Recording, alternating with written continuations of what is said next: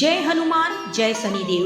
भक्तों, आज आपकी सभी मुरादें तुरंत पूर्ण होने वाली है, क्योंकि आज शनिवार के दिन जो भक्त हनुमान जी के मंत्र का जाप करता है अथवा श्री हनुमान चालीसा का पाठ करता है, उससे हनुमान जी शीघ्र ही प्रसन्न हो जाते हैं। भक्तों, आज आपकी जो भी मनोकामना है उसे हनुमान जी तुरंत पूर्ण करेंगे, क्योंकि कहा जाता है जो भक्त शनिवार के दिन शनिदेव से पहले हनुमान जी की पूजा अर्चना करता है उससे शनिदेव तुरंत ही प्रसन्न हो जाते हैं। इसीलिए भक्तों, आज आप हनुमान जी के मंत्र का अथवा हनुमान चालीसा का पाठ करिए। दोस्तों, अगर आप किसी कारणवश हनुमान मंत्र का जाप नहीं कर सकते हैं तो हम आपके लिए हनुमान जी के मंत्र का जाप कर रहे हैं। आपको करना बस यह है कि आपको अपने मोबाइल में चलाकर इस मंत्र को छोड़ देना है, चाहे घर हो, ऑफिस हो, कहीं भी हो।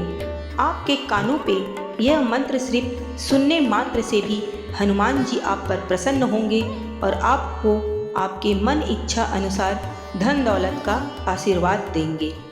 इसलिए भक्तों, देर ना करते हुए हमारे साथ हनुमान जी के इस पावरफुल मंत्र का स्मरण करिए।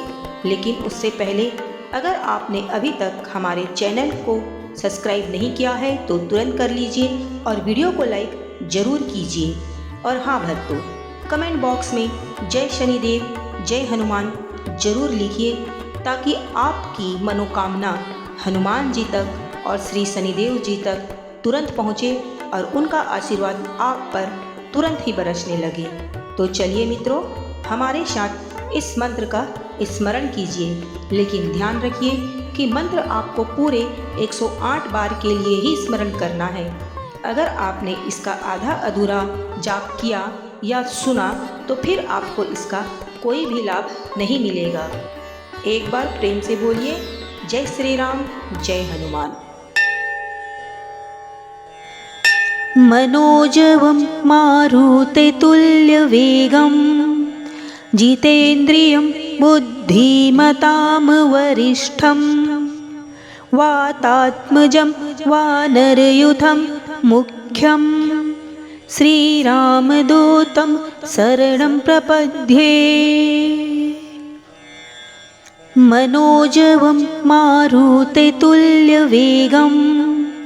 जितेन्द्रियं बुद्धिमतां वरिष्ठं वातात्मजं वानरयूथं मुख्यं श्रीरामदूतं शरणं प्रपद्ये।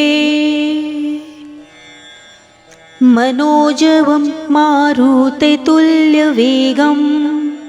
जितेन्द्रियं बुद्धिमतां वरिष्ठं वातात्मजं वानरयूथं मुख्यं श्रीरामदूतं शरणं प्रपद्ये। मनोजवं मारुततुल्यवेगं जितेन्द्रियं बुद्धिमतां वरिष्ठं वातात्मजं वानरयूथं मुख्यं श्रीरामदूतं शरणं प्रपद्ये। मनोजवं मारुततुल्यवेगं जितेन्द्रियं बुद्धिमतां वरिष्ठं वातात्मजं वानरयूथं मुख्यं श्रीरामदूतं शरणं प्रपद्ये। मनोजवं मारुततुल्यवेगं जितेन्द्रियं बुद्धिमतां वरिष्ठं वातात्मजं वानरयूथं मुख्यं श्रीरामदूतं शरणं प्रपद्ये। मनोजवं मारुततुल्यवेगं जितेन्द्रियं बुद्धिमतां वरिष्ठं वातात्मजं वानरयूथं मुख्यं श्रीरामदूतं शरणं प्रपद्ये। मनोजवं मारुततुल्यवेगं जितेन्द्रियं बुद्धिमतां वरिष्ठं वातात्मजं वानरयूथं मुख्यं श्रीरामदूतं शरणं प्रपद्ये। मनोजवं मारुततुल्यवेगं जितेन्द्रियं बुद्धिमतां वरिष्ठं वातात्मजं वानरयूथं मुख्यं श्रीरामदूतं शरणं प्रपद्ये। मनोजवं मारुततुल्यवेगं जितेन्द्रियं बुद्धिमतां वरिष्ठं वातात्मजं वानरयूथं मुख्यं श्रीरामदूतं शरणं प्रपद्ये। मनोजवं मारुततुल्यवेगं जितेन्द्रियं बुद्धिमतां वरिष्ठं वातात्मजं वानरयूथं मुख्यं श्रीरामदूतं शरणं प्रपद्ये। मनोजवं मारुततुल्यवेगं जितेन्द्रियं बुद्धिमतां वरिष्ठं वातात्मजं वानरयूथं मुख्यं श्रीरामदूतं शरणं प्रपद्ये। मनोजवं मारुततुल्यवेगं जितेन्द्रियं बुद्धिमतां वरिष्ठं वातात्मजं वानरयूथं मुख्यं श्रीरामदूतं शरणं प्रपद्ये। मनोजवं मारुततुल्यवेगं जितेन्द्रियं बुद्धिमतां वरिष्ठं वातात्मजं वानरयूथं मुख्यं श्रीरामदूतं शरणं प्रपद्ये। मनोजवं मारुततुल्यवेगं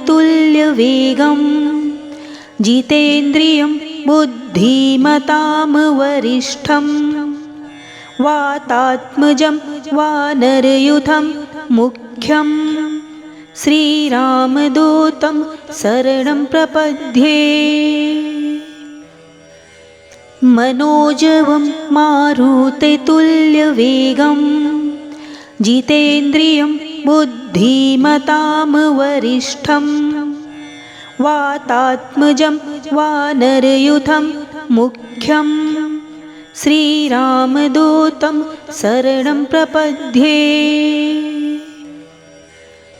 मनोजवं मारुततुल्यवेगं जितेन्द्रियं बुद्धिमतां वरिष्ठं वातात्मजं वानरयूथं मुख्यं श्रीरामदूतं शरणं प्रपद्ये। मनोजवं मारुततुल्यवेगं जितेन्द्रियं बुद्धिमतां वरिष्ठं वातात्मजं वानरयूथं मुख्यं श्रीरामदूतं शरणं प्रपद्ये। मनोजवं मारुततुल्यवेगं जितेन्द्रियं बुद्धिमतां वरिष्ठं वातात्मजं वानरयूथं मुख्यं श्रीरामदूतं शरणं प्रपद्ये। मनोजवं मारुततुल्यवेगं जितेन्द्रियं बुद्धिमतां वरिष्ठं वातात्मजं वानरयूथं मुख्यं श्रीरामदूतं शरणं प्रपद्ये। मनोजवं मारुततुल्यवेगं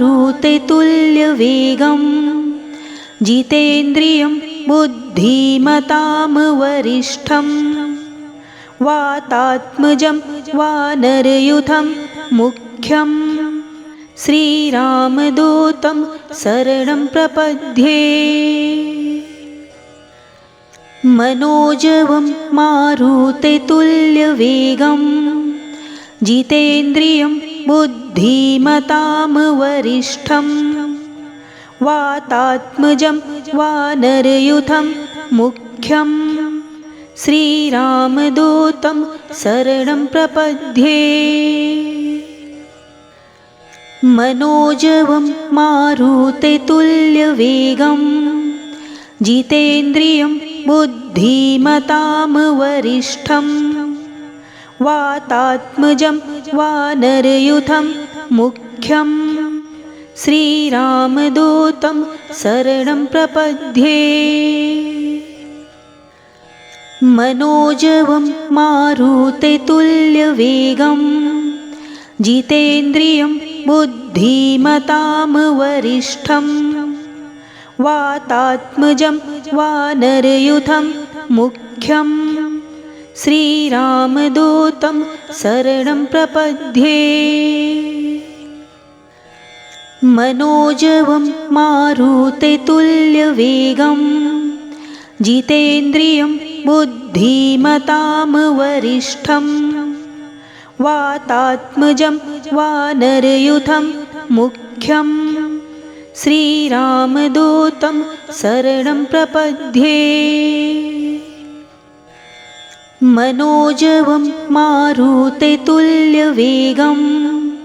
जितेन्द्रियं बुद्धिमतां वरिष्ठं वातात्मजं वानरयूथं मुख्यं श्रीरामदूतं शरणं प्रपद्ये। मनोजवं मारुततुल्यवेगं जितेन्द्रियं बुद्धिमतां वरिष्ठं वातात्मजं वानरयूथं मुख्यं श्रीरामदूतं शरणं प्रपद्ये। मनोजवं मारुततुल्यवेगं जितेन्द्रियं बुद्धिमतां वरिष्ठं वातात्मजं वानरयूथं मुख्यं श्रीरामदूतं शरणं प्रपद्ये। मनोजवं मारुततुल्यवेगं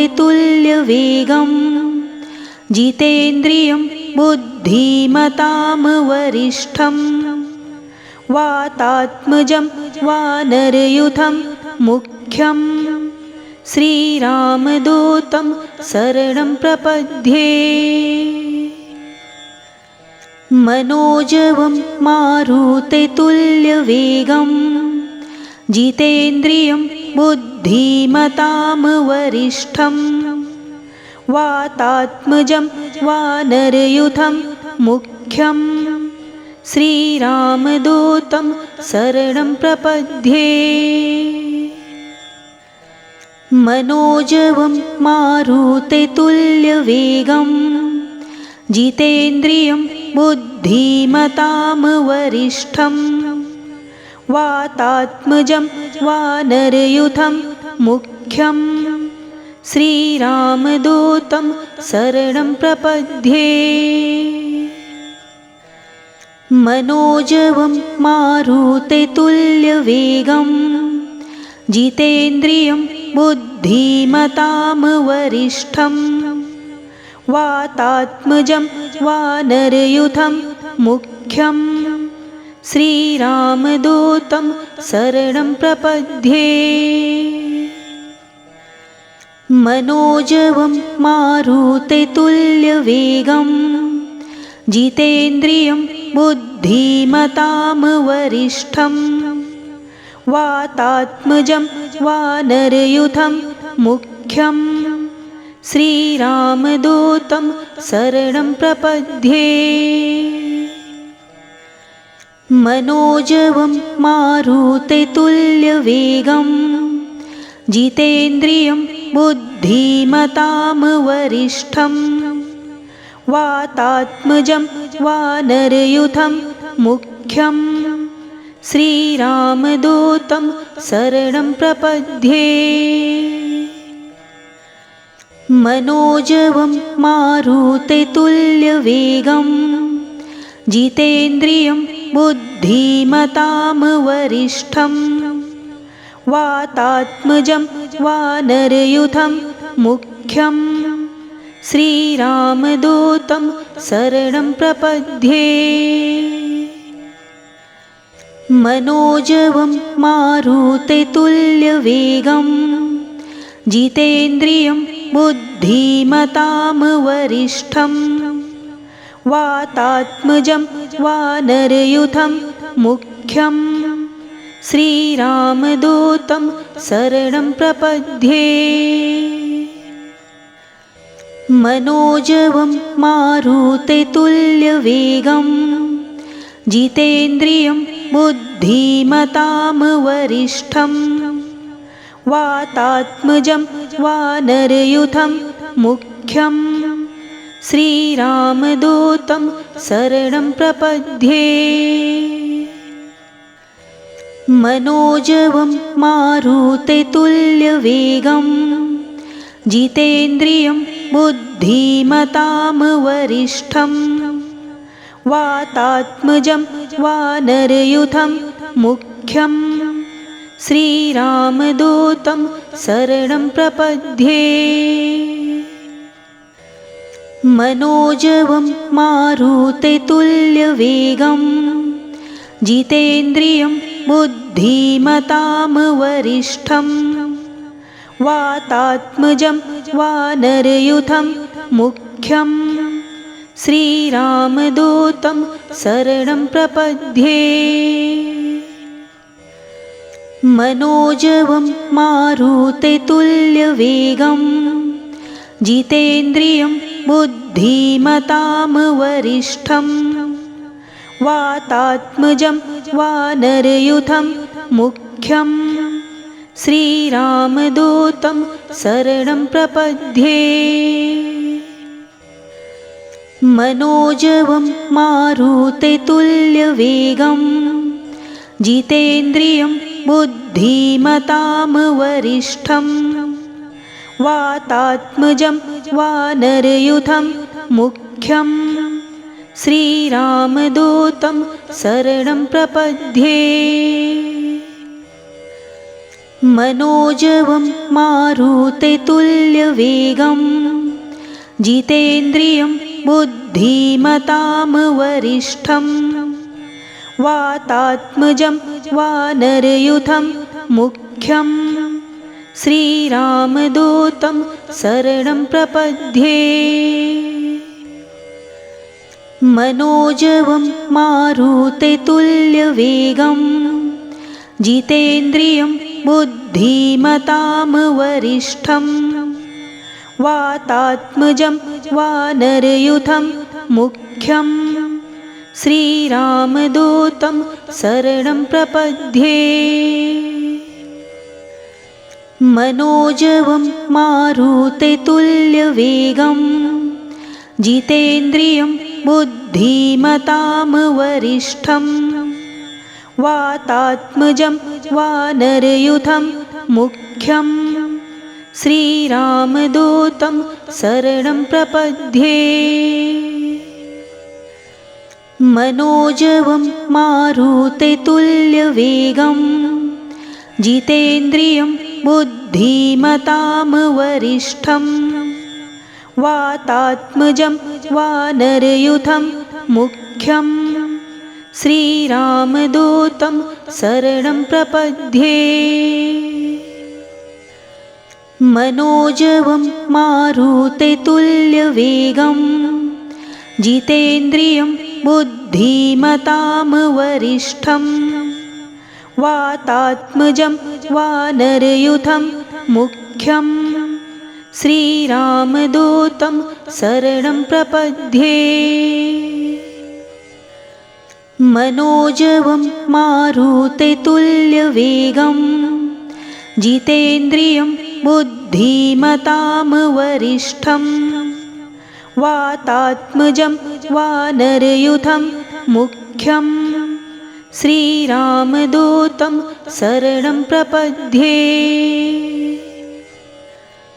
मनोजवं मारुततुल्यवेगं जितेन्द्रियं बुद्धिमतां वरिष्ठं वातात्मजं वानरयूथं मुख्यं श्रीरामदूतं शरणं प्रपद्ये। मनोजवं मारुततुल्यवेगं जितेन्द्रियं बुद्धिमतां वरिष्ठं वातात्मजं वानरयूथं मुख्यं श्रीरामदूतं शरणं प्रपद्ये। मनोजवं मारुततुल्यवेगं जितेन्द्रियं बुद्धिमतां वरिष्ठं वातात्मजं वानरयूथं मुख्यं श्रीरामदूतं शरणं प्रपद्ये। मनोजवं मारुततुल्यवेगं जितेन्द्रियं बुद्धिमतां वरिष्ठं वातात्मजं वानरयूथं मुख्यं श्रीरामदूतं शरणं प्रपद्ये। मनोजवं मारुततुल्यवेगं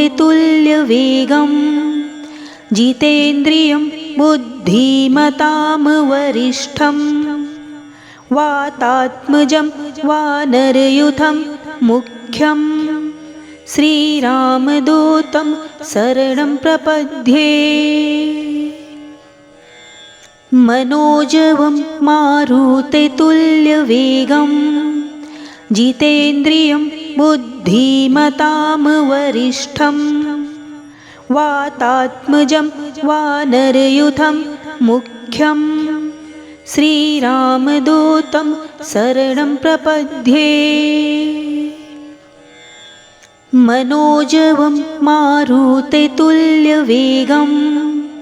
जितेन्द्रियं बुद्धिमतां वरिष्ठं वातात्मजं वानरयूथं मुख्यं श्रीरामदूतं शरणं प्रपद्ये। मनोजवं मारुततुल्यवेगं जितेन्द्रियं बुद्धिमतां वरिष्ठं वातात्मजं वानरयूथं मुख्यं श्रीरामदूतं शरणं प्रपद्ये। मनोजवं मारुततुल्यवेगं जितेन्द्रियं बुद्धिमतां वरिष्ठं वातात्मजं वानरयूथं मुख्यं श्रीरामदूतं शरणं प्रपद्ये। मनोजवं मारुततुल्यवेगं जितेन्द्रियं बुद्धिमतां वरिष्ठं वातात्मजं वानरयूथं मुख्यं श्रीरामदूतं शरणं प्रपद्ये।